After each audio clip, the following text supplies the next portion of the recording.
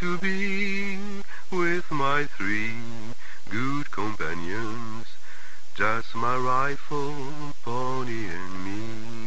Microciné, bonjour ou bonsoir, ça dépend de l'heure à laquelle vous allez découvrir cette nouvelle émission. Aujourd'hui, je suis très content de dialoguer avec un critique de cinéma. C'est Stéphane Duménildo qui est là pour parler d'un livre que je vais tout de suite montrer derrière la couverture, Cérémonie au pluriel, au cœur de l'Empire des Sens. Et vous avez très vite compris en voyant la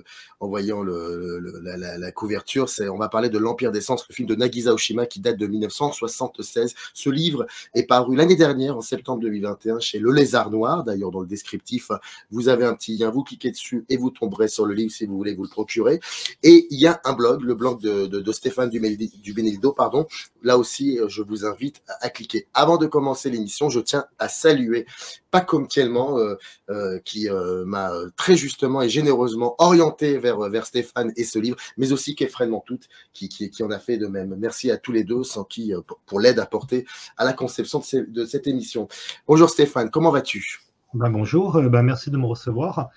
Ça va très bien.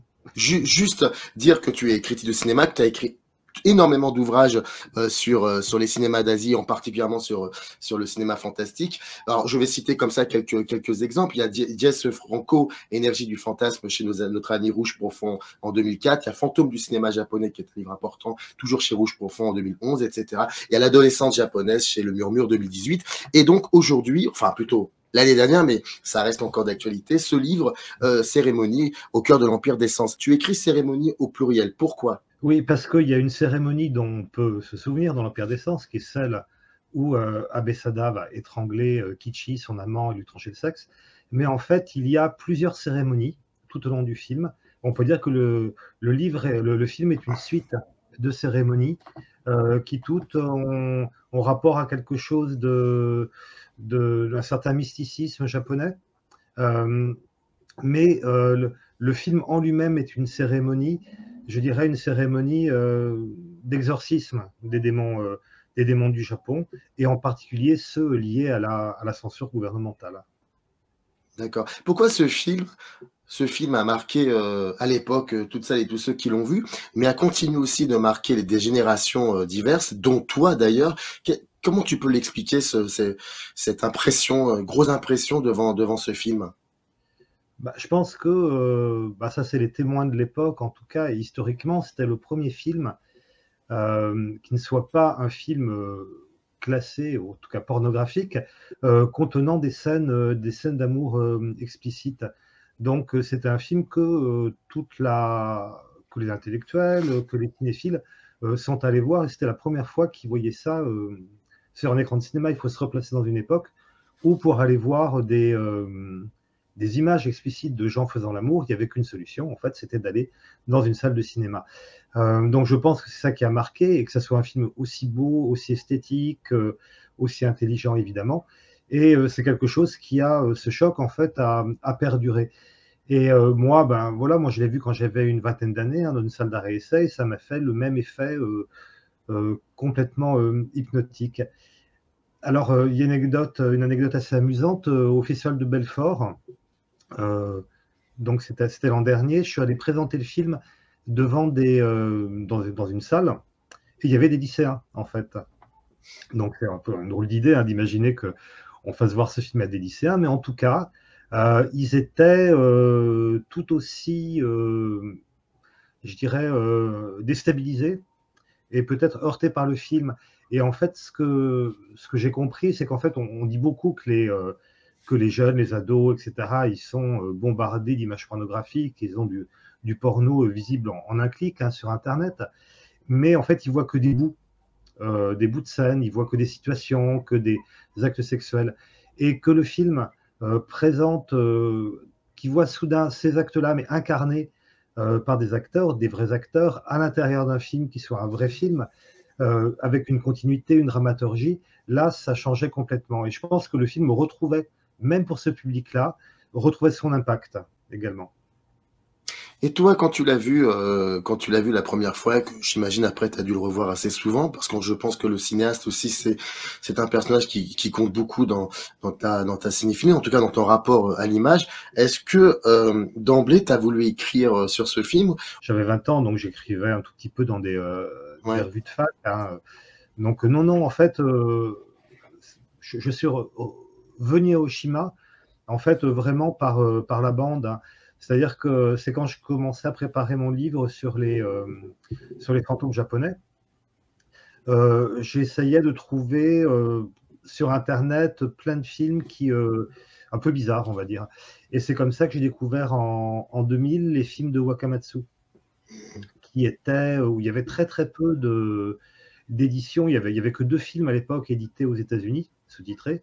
Sinon, tout le reste, c'était des fichiers qui circulaient sur des sites de téléchargement, souvent pas sous-titrés, etc.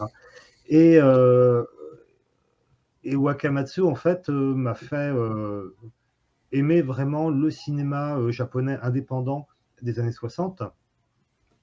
Évidemment, on voit un film de Wakamatsu, c'est un choc, hein. C'est pareil que Koshima, on n'a jamais vu ça, quoi. Et du coup, je me suis dit, tiens, il faudrait quand même que je me réintéresse aussi à Oshima, dont j'avais vu très peu de films, à part j'avais vu Les Contes cruels de la jeunesse, L'enterrement du soleil, et L'Empire des Sens, donc c'était à peu près tout, et puis Furio, évidemment. Mais je me suis dit, bon, ça serait bien d'aller revoir du côté d'Oshima, vu qu'il y a des films qui étaient très proches de ceux de Wakamatsu. Je pense au Journal du voleur de Shinjuku, L'Obsédé en plein jour, etc. Et donc, j'ai revu les Oshima, et là, ça a été vraiment une découverte, en fait, hein. Voilà, c'est des films bons qui sont d'un accès plus complexe, hein, que ceux de Wakamatsu, qui fonctionnent tout de suite sur l'image. Donc là, il fallait rentrer dans des discours, dans des dispositifs compliqués. Alors, je pense à Nuit et brouillard au Japon, par exemple, avec ses plans séquences, ces longs plans séquences, les dispositifs brechtiens, théâtraux, ou alors à ce chef-d'œuvre, bon, dont j'ai quand même repris le titre, hein, qui est La Cérémonie.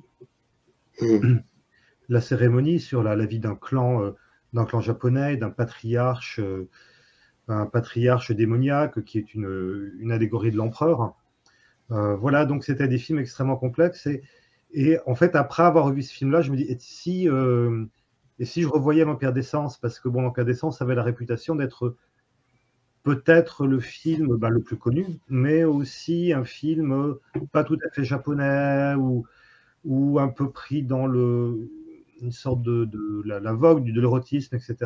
Et en revoyant L'Empire des Sens, un peu en regard, hein, de tout son parcours des années 60, j'ai redécouvert vraiment un très grand film qui était, oui, aussi complexe, émouvant et beau que ses films précédents.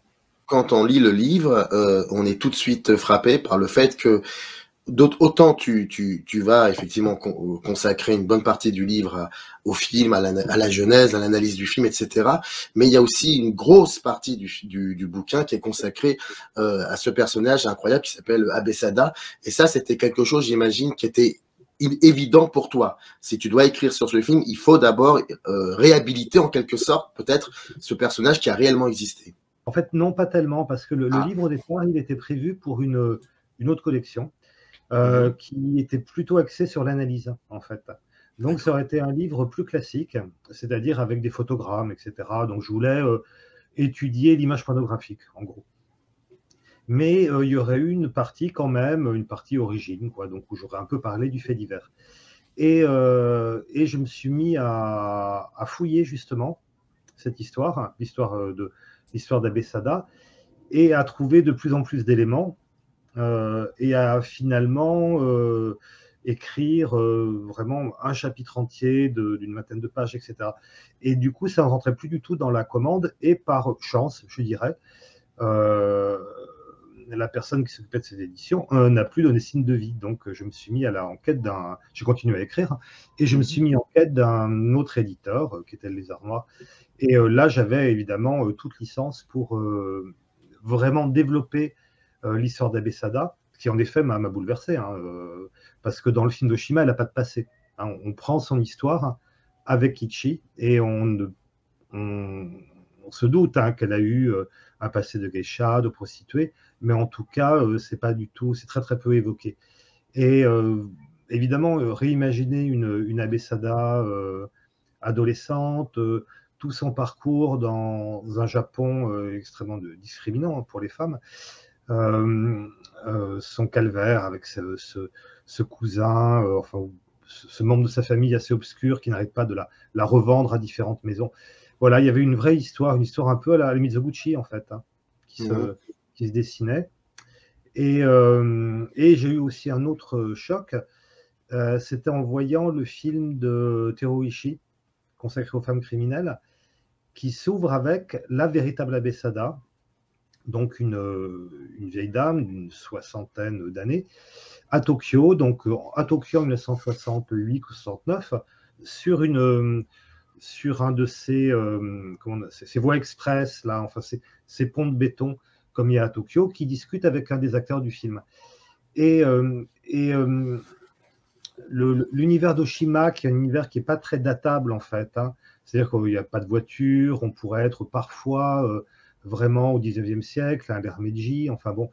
D'un coup, je me suis rendu compte qu'Abessada, non seulement avait été vivante à cette époque-là, qu'elle n'avait pas été, comme on aurait pu imaginer, exécutée, je ne sais pas quoi, et qu'elle était la contemporaine de Oshima dans les années 60, et pas seulement d'Oshima, mais aussi de beaucoup d'artistes qui se sont intéressés à elle, qui sont allés la voir, qui ont pris des photos avec elle, des artistes underground d'inspiration transgressive un peu. On pense à, c'est des gens qui aimaient beaucoup Bataille, par exemple, ou Sade, enfin.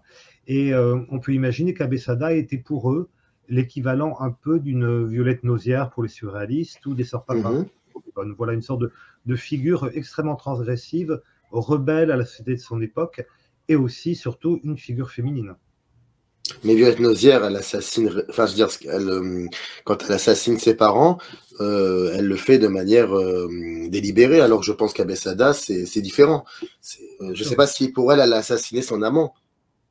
Non, elle l'a tué. Alors, il y a évidemment il y a une vérité qui nous échappe, hein, qui appartient qu'à elle et à Kichi, son amant. Certains disent que c'est un jeu érotique qui aurait mal tourné, un jeu de suffocation, quoi. Mais moi, j'en reste vraiment à ce que dit Sada dans son procès, parce que j'ai tiré beaucoup de choses des minutes de son procès, de témoignages avec des psychiatres et tout, qu'en fait, ils étaient au bout de leur passion, en réalité. Ils étaient...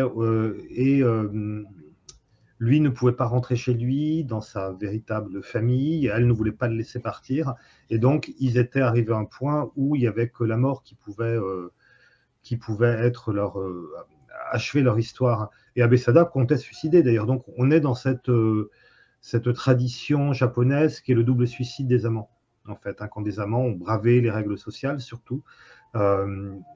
L'impossibilité pour eux de se réinsérer dans la société les pousse au double suicide, souvent par pendaison d'ailleurs. C'est quoi ce Japon des années 30, la période dans laquelle évolue l'histoire de l'Empire des Sens? Alors, c'est l'ère Taisho et le début de l'ère Showa. C'est une période, en fait, qui est une des plus belles périodes, hein, de l'histoire du Japon. C'est une période assez courte où, en fait, il y a une véritable libération des mœurs et un grand attrait pour l'Occident.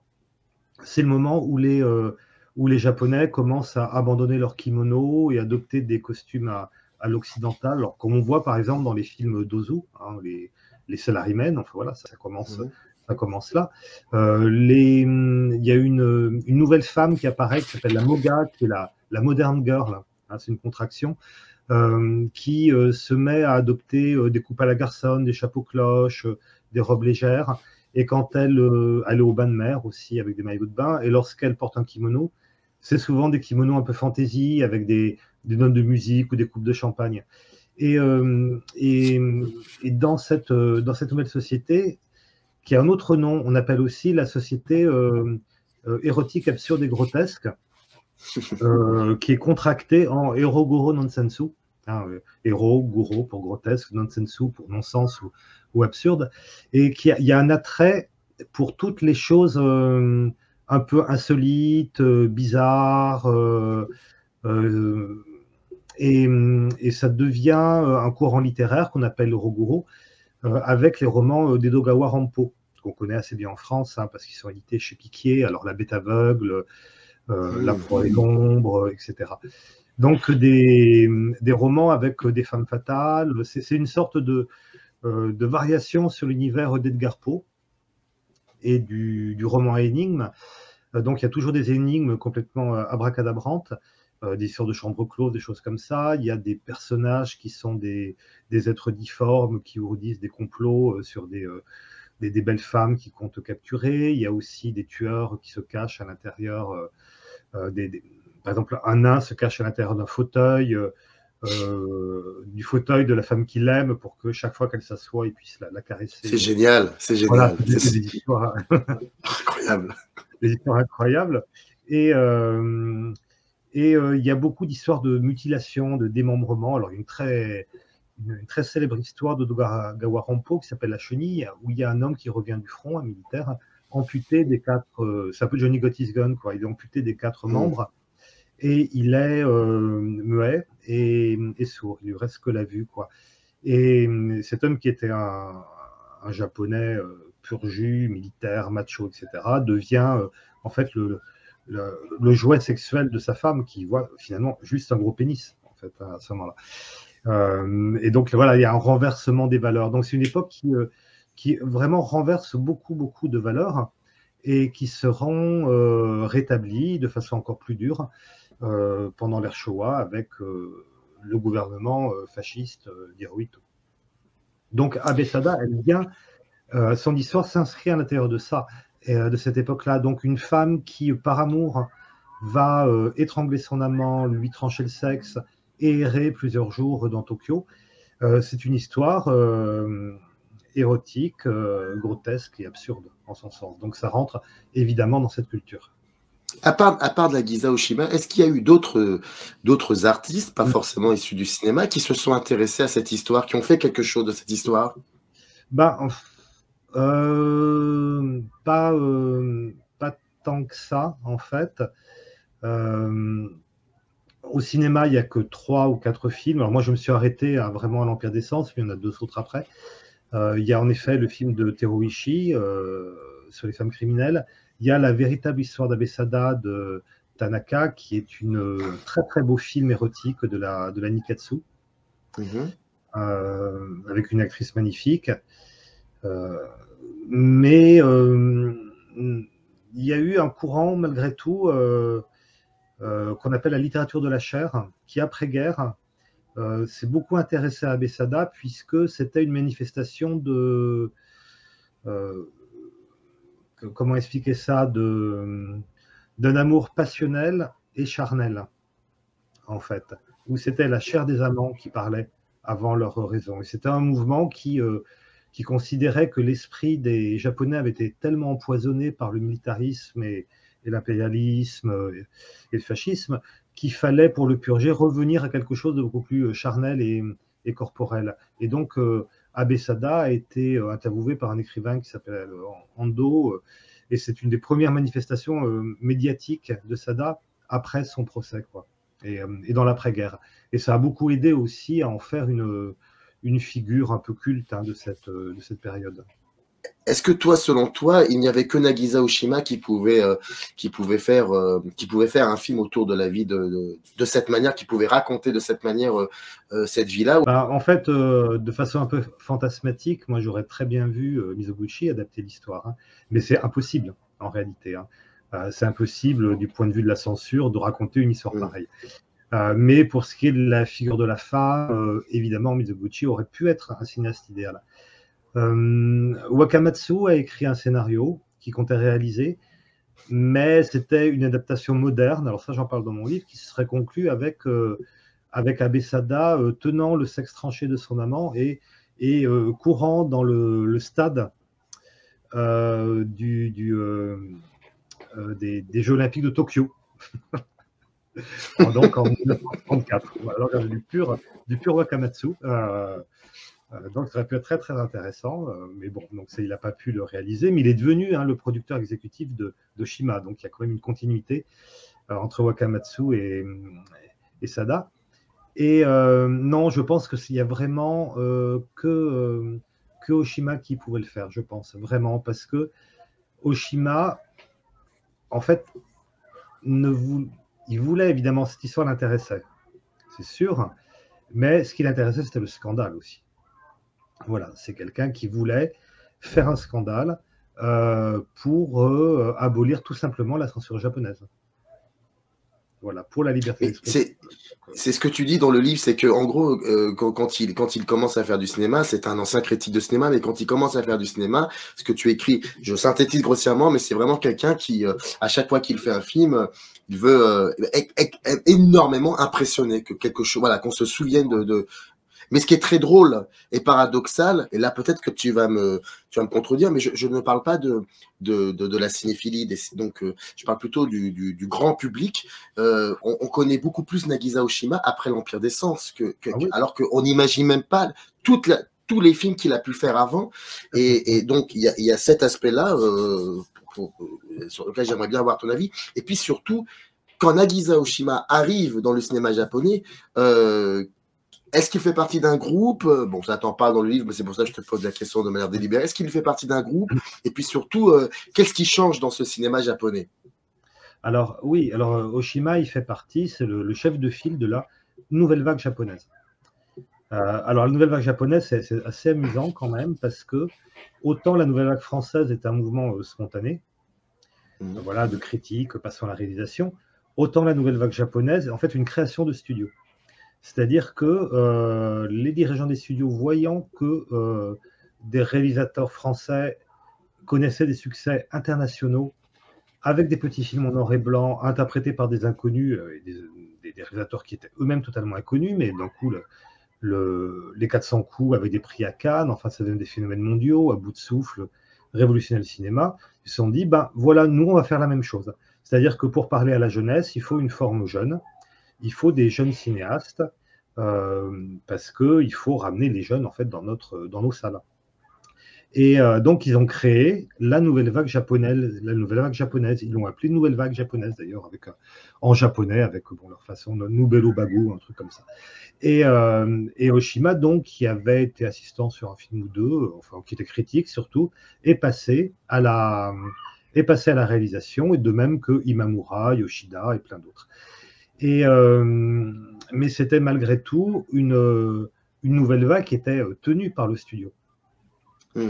Et donc, il s'agissait pas, enfin, ils avaient quand même la bride sur le coup. Certains de leurs films étaient faits pour faire la promotion de vedettes de la chanson, par exemple, de jeunes vedettes, voilà, de jeunes chanteurs pour jeunes filles. Donc voilà, c'était quand même très très contrôlé. Et Oshima, il a commencé à faire donc Conte cruel de la jeunesse, qui est un film qui a été complètement détesté par les studios parce que c'était extrêmement violent et très cru. Mais bon, vu le succès que ça a remporté, on pouvait trop rien lui dire. Il a fait aussi L'Enterrement du Soleil, exactement pareil, un film qui a remporté du succès. Et puis il tourne Nuit et brouillard au Japon. Donc ce film est extrêmement complexe, avec une visée politique très virulente, parce qu'il s'agit d'attaquer la gauche gouvernementale, pour dire qu'elle se nourrit en fait de la jeunesse qui fait des manifestations, etc., mais pour les faire rentrer dans le rang, et puis surtout qu'ils ne fassent pas trop de vagues, puisque finalement c'est une gauche extrêmement bourgeoise. Et le film est interdit, d'autant qu'au moment de sa sortie, il y a le premier ministre japonais qui se fait assassiner en plein meeting. Donc c'est l'occasion pour les studios d'interdire le film et de faire entrer dans l'ordre en fait cette nouvelle vague et leur dire maintenant vous allez tourner un peu ce qu'on vous dit de faire, arrêtez de faire de la politique, et donc on va vous orienter vers les intrigues de plage, les beaux jeunes premiers, etc., ou les films de Saba. Et Oshima, il claque la porte, et il fait de la télévision pendant un certain temps, des documentaires, et il revient véritablement au cinéma en 66 avec L'Obsédé en plein jour, qui est en fait, moi je trouve que c'est le premier film de la vraie nouvelle vague. C'est celui-là, en fait. C'est-à-dire un film où il est totalement libre, où il raconte alors ce qu'il aime le plus, c'est-à-dire un fait divers, comme Abesada était un fait divers, et avec l'Obsédant plein jour, ben, beaucoup de cinéastes vont trouver un intérêt aussi dans l'indépendance avec une société qui s'appelle ATG, qui leur permet de faire beaucoup de choses. Voilà, donc, et donc, c'est vrai qu'Oshima, c'était un dandy flamboyant, qui se voyait, je pense, vraiment comme le Godard japonais, en tout cas, hein, et qui voulait créer le scandale tout le temps, en fait. Hein. Il voulait qu'on parle de lui. En fait, il était très il avait quand même un certain égocentrisme, quoi. Il voulait qu'on parle de lui, il voulait créer des scandales, il voulait mener des batailles aussi, ce qui est important. Et la première bataille, c'est celle de la liberté d'expression. On l'a beaucoup vu défendre des cinéastes pink, des films porno d'Anikatsu, etc., où il était tout le temps au procès. Et quand il a eu l'occasion de faire l'Empire des Sens, il a compris qu'il pouvait faire un film jamais vu, en fait. Jamais vu au Japon, c'est-à-dire un film pornographique. Voilà, parce qu'il faut savoir que autant le cinéma érotique était très riche et vraiment un des genres majeurs du cinéma japonais des années 60-70, autant il y a quand même sur le cinéma érotique, une censure visuelle très rigoureuse. C'est-à-dire qu'on n'a pas le droit de montrer les organes sexuels, on n'a pas le droit de montrer même les poils d'un pubis, on met des flous ou alors des objets au premier plan, des choses comme ça. Et Oshima, grâce à la production française, s'est dit qu'il pouvait faire un film qui soit japonais, c'est-à-dire tourné dans les studios de Kyoto, etc., un film purement japonais, mais avec des scènes d'amour explicites. Et donc de créer un choc et un combat, justement, avec la censure. Et c'est vrai que les films précédents d'Oshima, tous ces films Nouvelle Vague, qui sont parfois sortis en France, hein, comme le Journal d'un voleur de Shinjuku, Le Petit Garçon, La Cérémonie, étaient des films qui passaient dans des salles du quartier latin, c'est-à-dire des salles... oui, voilà, donc c'était un cinéaste confidentiel, connu par les cinéphiles, il les faisait la couverture des cahiers du cinéma, par exemple, mais malgré tout confidentiel. Ce n'était pas un cinéaste dont le nom était aussi connu qu'il a été au moment de l'Empire des Sens, où il devient, avec Kurosawa, le cinéaste le plus célèbre, japonais le plus célèbre du monde. On peut considérer, c'est le plus grand scandale culturel qu'il n'y ait jamais eu au Japon, même encore à l'heure actuelle. Et on peut considérer que c'est la dernière grande bataille politique japonaise, d'abord la dernière grande bataille sociale, il n'y en aura plus après. Hein. Et oui, ça arrive après une série de luttes et aussi une série de défaites. Hein. Alors, parmi les défaites, c'est le sabordage de l'armée rouge japonaise, le fameux groupe de lutte armée. Voilà, une partie part au Liban et puis l'autre... Je crois que Wakamatsu en fait un film, d'ailleurs, il fera un film plus tard, un très beau film. Oui, United Red Army, voilà, où ils reviennent aussi là-dessus, et c'est aussi le suicide de Mishima. Voilà, donc dans les deux spectres de la lutte, enfin politique, hein, l'extrême gauche et l'extrême droite, on peut dire que là, c'est fini, qu'il n'y aura plus de politique au Japon. En fait, on va demander au gouvernement d'être des gestionnaires un peu, hein, mais en tout cas, il y aura plus d'idéologie aussi forte qu'elles ont pu être dans les années 60, et il y aura beaucoup, et même de la part des jeunes, de la population, il y aura moins l'idée de vouloir changer le monde, changer la société. Ça va être plutôt un accès au confort, tout simplement, au confort, au loisir, à la consommation. Comment se passe le tournage de l'Empire des Sens? Alors, il se passe donc à Kyoto, parce que c'est plus facile pour Oshima de tourner à Kyoto, puisqu'il sera moins assailli par les journalistes qu'à Tokyo. Alors, ça commence avec de l'argent japonais. Enfin, c'est Wakamatsu qui va demander de l'argent à un usurier. Alors ça, c'est assez marrant parce que Wakamatsu, étant un ancien Yakuza, on peut supposer qu'il y a un peu d'argent, de la pègre dans la production. Parce que usurier, ça veut dire Yakuza, tout simplement. Et puis le reste, évidemment, c'est l'argent d'Anatole Dauman et d'Argos Film, évidemment, l'initiateur du projet. Alors le studio, il est fermé, c'est-à-dire que personne ne sait ce qui s'y tourne vraiment.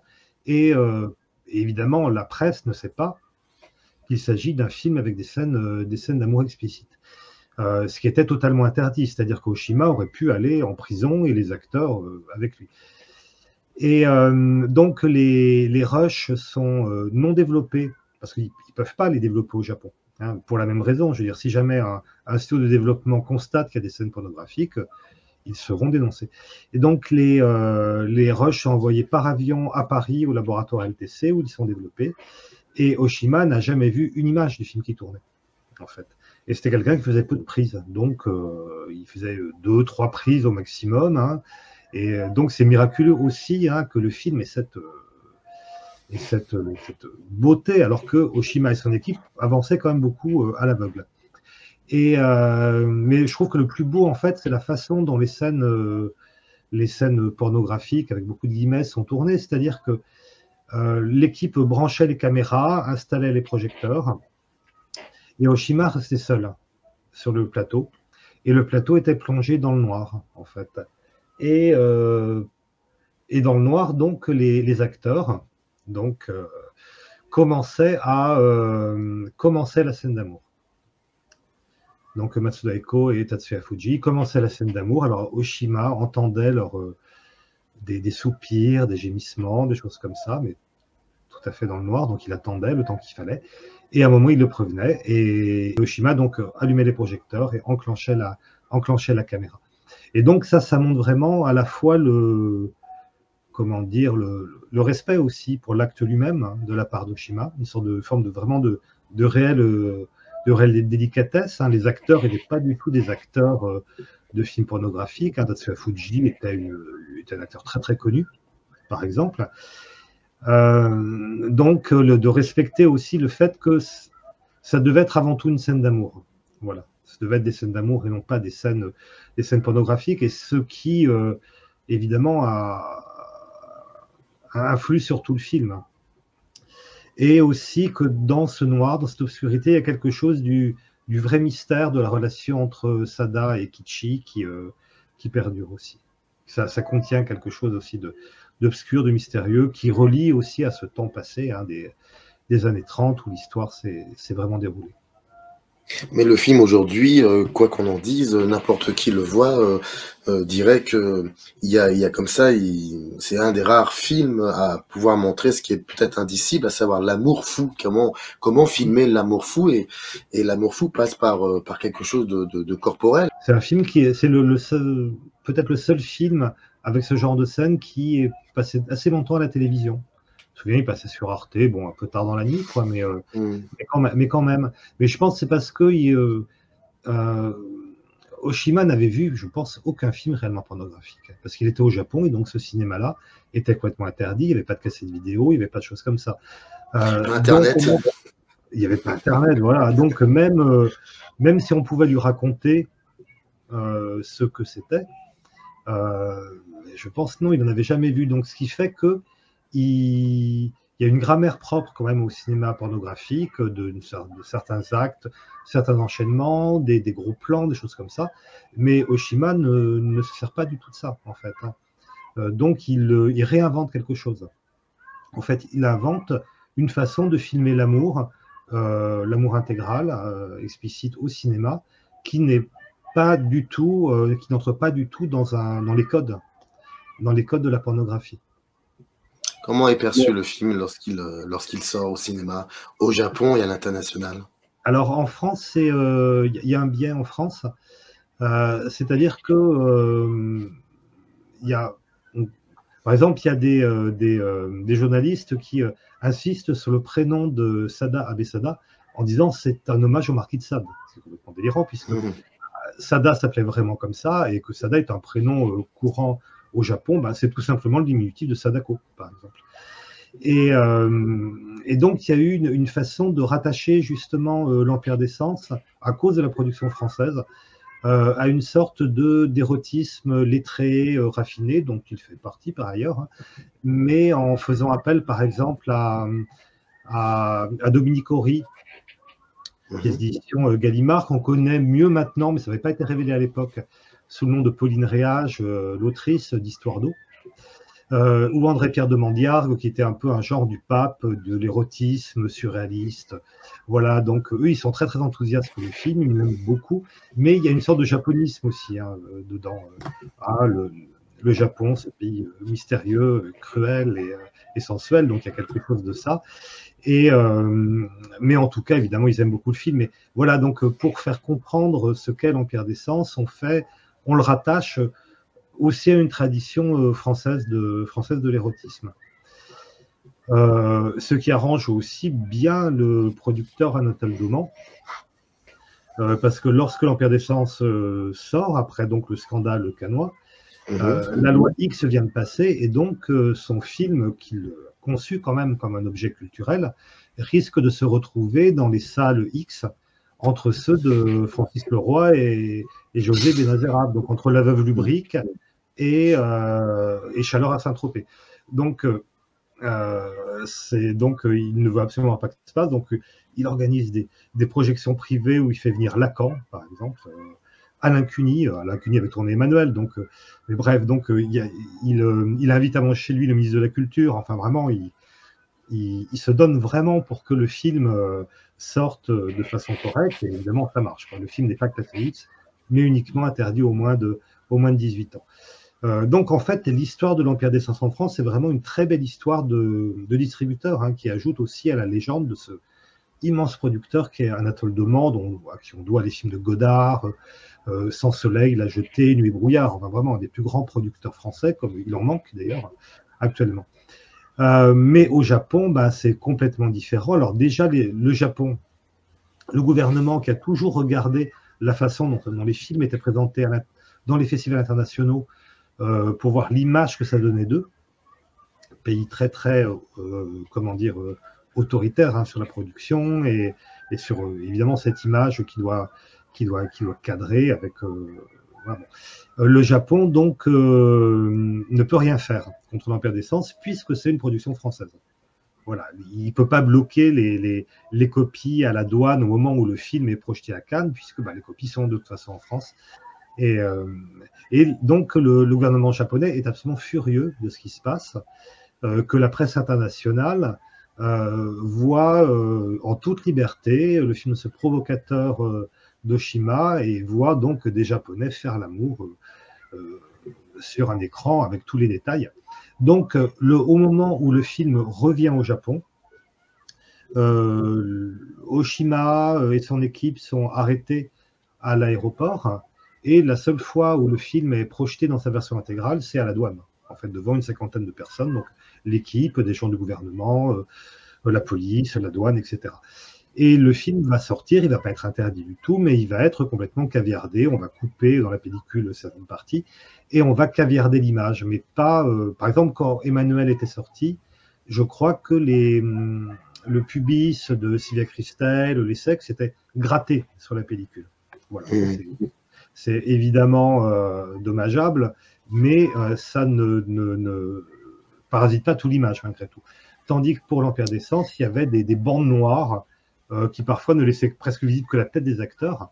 Donc il y avait vraiment la volonté d'occulter complètement l'image et puis de le défigurer, Enfin voilà, donc que toute la part artistique de Shima soit caviardée. Et jusqu'à maintenant, en fait. Maintenant, les caches se sont réduits, évidemment. C'est devenu un flou sur les actes sexuels et sur les sexes. Mais à l'heure actuelle, l'Empire des Sens n'a toujours pas été projeté au Japon, comme on peut le voir, nous, en France, avec un DVD, un Blu-ray, ou comme voilà, on peut le voir au cinéma. Et est-ce que ça a eu des répercussions ensuite sur la carrière et du cinéaste, mais aussi de l'acteur et de l'actrice? Alors, oui, bien sûr. Alors, Oshima, donc il y a eu un procès quand même, qui ne portait pas sur le film, mais de façon très très perverse. De toute façon, le film était sorti censuré, donc aucun procès n'était possible, mais sur un livre de photos, sur le scénario de l'Empire des Sens. Donc je dois avoir l'exemplaire derrière moi. Alors je te mets en gros plan, comme ça on peut le voir. D'accord. Donc okay. Voilà, Voilà, c'est un livre qui contient donc un avant-propos d'Oshima, puis tout le scénario et un cahier photo. Voilà. Et c'est sur ça qu'il a été, c'est pour ça qu'on lui a fait le procès. exactement. Et sur ces photos, Mhm. en fait, apparaît de façon mais très très allusive. Alors là, par exemple, cette photo-là, par exemple, on Mhm. distingue et à peine le pubis de l'actrice. Ouais, c'est vraiment à peine, hein, quand même, hein, À ça, peine. c'est... Mais c'est malgré tout sur cette base que le procès a eu lieu. Et donc, ça a entraîné. Les procès au Japon sont de toute façon très lents, hein, parce qu'il y a du genre une audience par mois, donc ça peut vraiment durer des années. Donc ça a duré 3 ans, 3 ans et quelques. Oshima a fait de ses procès une tribune, justement pour la liberté d'expression, puisque voilà, donc, il s'attendait à ce scandale, il le savait, donc c'était quelque chose d'assez préparé pour lui. Mais ça l'a quand même épuisé, quoi. Donc, voilà. Après, il n'a plus voulu tourner au Japon de toute sa vie, quasiment. Donc, il a réalisé L'Empire de la Passion, mais alors c'était toujours avec Anatole Dauman, et c'est un film qui n'a qui graphiquement, visuellement, n'est pas comme L'Empire des Cendres, donc c'est de l'érotisme soft. Et ensuite, il a fait Furio, voilà son grand succès international qui a été tourné, financé par l'Angleterre. Donc c'est vrai que ça l'a beaucoup atteint. Enfin, il n'y a qu'avec Tabou qu'il est revenu vers la fin de sa vie, pas tout à fait la fin de sa vie, mais en fait son dernier film était en retour à la production japonaise. Mais c'est vrai, oui, ça l'a beaucoup affecté. Alors pour ce qui est des acteurs, les acteurs, Tatsuya Fuji, lui a eu une petite période un peu de purgatoire pendant 1 an, mais en fait, il a repris ses activités d'acteur, il était encore très très populaire. Ça n'a pas du tout affecté son charisme, parce que bon, Tatsuya Fuji, c'est un peu une sorte de Burt Reynolds japonais à la base, hein. C'est quelqu'un qui faisait Mhm. de l'action, faisait des films de Yakuza, donc toujours moustachu, comme ça, hein, même en dehors de l'Empire des Sens, hein, sa signature, c'est sa moustache. Donc c'était quelqu'un qui a un cinéma très très viril.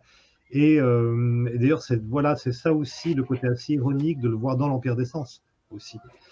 C'est comme si on imaginait Burt Reynolds tournant un film où il se fait castrer, en gros, où il tombe sous la domination d'une femme, etc. Et donc voilà, il a repris sa activité, il est encore vivant et il a toujours une grande fierté d'avoir tourné l'Empire des Sens. Il considère que c'est le film le plus important de sa carrière. Voilà. Tandis que l'actrice Iko Matsuda, alors c'est beaucoup plus tragique, hein. Ça montre vraiment aussi que la discrimination sexuelle que mettait aussi que l'histoire de Sada mettait en relief, la véritable histoire, était toujours active dans ce Japon des années 70, puisque elle, sa carrière cinématographique était finie à partir de l'Empire des Sens. Elle a tourné dans 1 ou 2 films Pink, mais elle se faisait littéralement agresser dans la rue, cracher dessus, traiter de pute, enfin voilà. Donc elle a préféré fuir en France, où elle venait d'une famille assez riche, hein, donc elle a mené une vie un peu de rentière. Et elle passait sa vie à la Cinémathèque française. C'est quelqu'un qui aimait bien le luxe aussi. Voilà. Elle a tourné dans un film qui s'appelle 5 et la peau, un film de Pierre Rissian, qui était l'attaché de presse de l'Empire des Sens. C'est une de ses dernières apparitions cinématographiques. Au début de l'émission, tu nous disais, enfin, tu me disais que l'année dernière, au festival, j'imagine, Entrevue de Belfort, tu avais animé une projection de ce film avec des lycéens, entre autres. Et là, et si on devait terminer cette émission, je ne peux que terminer cette émission sur cette question-là. J'imagine la personne qui a décidé de cela s'est dit, il faut continuer à montrer ce film, surtout aujourd'hui. Et donc la question, c'est pourquoi on doit voir ce film aujourd'hui en 2021, oui, selon toi. Pour moi, ça rejoint aussi le titre cérémonie, hein, puisque voilà, c'est un film qui est vraiment comme une cérémonie magique, sexuelle, cinématographique, et dont la charge révolutionnaire, contestataire, est toujours vive. Alors, moi, j'utilise pas vraiment le terme, mais par exemple, c'est évident que Sada pourrait être vue comme une héroïne féministe aussi. Oui. Voilà, c'est ce qui m'a le plus ce qui m'a beaucoup troublé dans son parcours, mais c'était combien ça résonnait avec des choses actuelles. Et d'ailleurs, bon, Oshima la considère comme une héroïne féministe. Hein. Il ne cesse de l'appeler cette femme merveilleuse, etc. Donc voilà. Et le combat pour la liberté d'expression, dont Oshima avait voulu que l'Empire des Sens soit un fer de lance, évidemment, est plus que jamais actuel. Voilà, donc je pense qu'en effet, l'Empire des Sens est un film qui doit continuer à être montré. Le jour où on ne pourra plus montrer l'Empire des Sens, à mon avis, on aura beaucoup de soucis à se faire pour nos libertés. Cérémonie au pluriel, au cœur de l'Empire des Sens. Je montre de nouveau la couverture. C'est édité chez Le Lézard Noir. Cela fait depuis septembre 2021. Le livre est encore disponible. Hein. Vous pouvez, dans le descriptif, il y a un lien qui renvoie directement. Donc, vous pouvez vous le procurer. C'était Stéphane Duménildo qui est venu pour en parler. Merci beaucoup, en tout cas. Merci à vous. Et sachez, et je le dis souvent quand j'invite des écrivains ou écrivaines, on a dit que 2% du livre, c'est-à-dire qu'il faut y aller quand même le lire parce qu'il y a plein de choses importantes, que cela soit sur la situation, le contexte historique, cinématographique, sur la vie d'Abessada. Voilà, il y a beaucoup de choses. En tout cas, c'était un plaisir de discuter avec toi. Ben merci, c'est partagé. Générique. In the canyon, that's where I long to be, with my 3 good companions, just my rifle, pony and me.